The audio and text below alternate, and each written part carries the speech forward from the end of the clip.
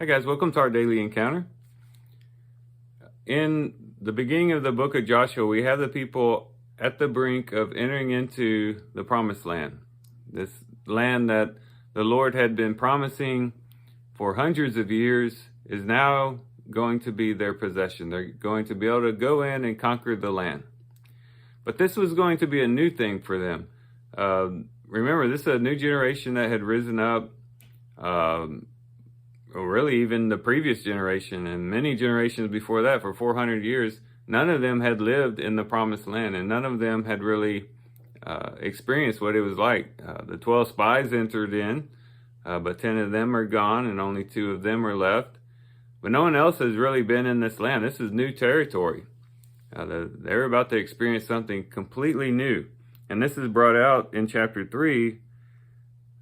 He says, this is the Lord, or this is Joshua giving instruction to the people, where he says, he's talking about the ark was going to go ahead of them, and he says, "Do not come near it, that you may know the way by which you shall go, for you have not passed this way before." And as I was doing the reading, that statement stuck out to me. You have not passed this way before. And isn't it so common that we find ourselves in life going a way we've never gone before? We're entering into new territory, whatever that might be. For our nation, it was when COVID hit in 2020.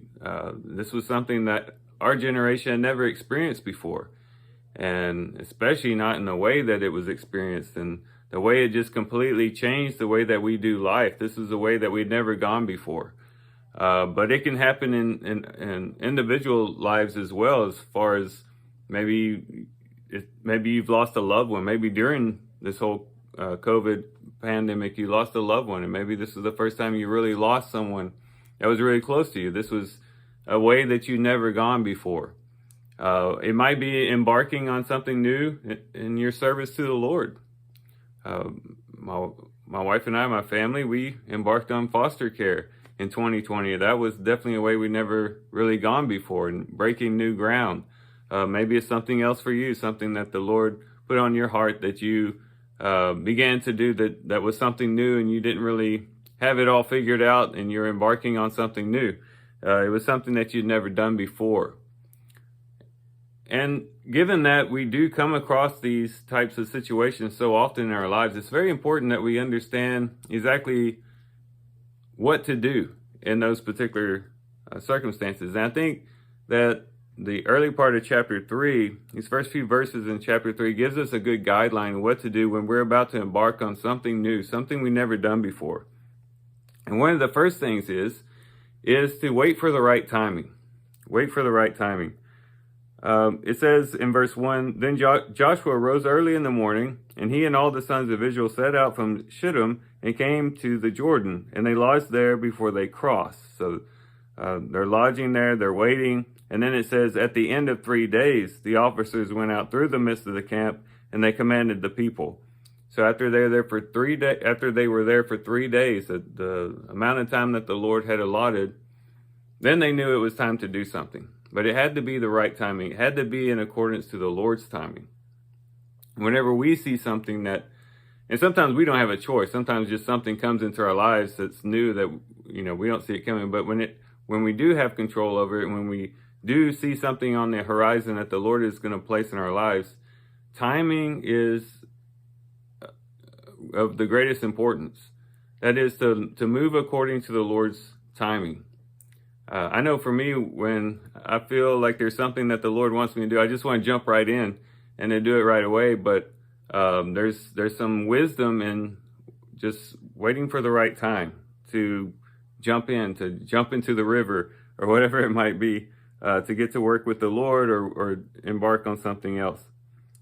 But then there is also the importance of doing it in the midst of community and with other spiritual guidance. It says, at the end of 3 days, the officers went through the midst of the camp, and they commanded the people, saying, "When you see the ark of the covenant of the Lord your God with the Levitical priests carrying it, then you shall set out from your place and go after it." So here they were going to do it in the midst of a community, a holy community among the Levitical priests. But in the midst of God's people was going to be the ark. And it was through this community of people that the way of the Lord would be shown forth and be able to give them the guidance that they need. So it's helpful for us to get plugged into a community of people who are also praying to the Lord, waiting on the Lord, and can also provide us some guidance and help us to find the right direction. You know, there's a reason why Christ established a church, a community of believers. It's so that we can help each other out as we're trying to find guidance from the Lord. But also, another thing that's important is to give God space, to give the Lord space. We see them do that in verse 4. It says, however, there shall be between you and it, that is the ark, which was, the throne of God, basically, the presence of God in their midst. He says, however, there shall be between you and it a distance of about 2,000 cubits by measure. So that's a pretty good space between them and the ark. So the ark's going ahead of them, and they are to follow the ark, not to go ahead of the ark, or not even walk beside the ark necessarily, just let it go ahead. And that's what we need to do as well. Let the Lord lead. Let the Lord get ahead. Oftentimes, when we're embarking on something new, our minds get busy and we're trying to figure out the logistics. We're trying to figure out how we're going to work this problem out, how we're going to accomplish this task as we're trying to do 3 other tasks. And we might be trying to do all this, logistical manipulation of the situation and all this stuff. But there's some wisdom also in just, praying to the Lord, waiting on the Lord, and letting the Lord guide the way. Not that we don't consider all of these different things, but we consider them prayerfully and bring them under His guidance and wait on Him to give us clear guidance before we move forward. That takes a lot of discipline and it takes a lot of patience, but I think it's necessary, especially when we're embarking on something new. And then, so this would be the way that they would go about it. They had to wait for the right timing. It was done in a community where they could find the presence of God and therefore the guidance of God, and then also to give the Lord space to lead and to guide them in the right direction. And this could be good rules for us. And I realize that every situation is different, and whatever we're going through we might have to respond in a different way. But this is a good template, a good at least general guide of what we should do whenever we are embarking on something new, especially if it's embarking on something that is in regards to doing service for the Lord.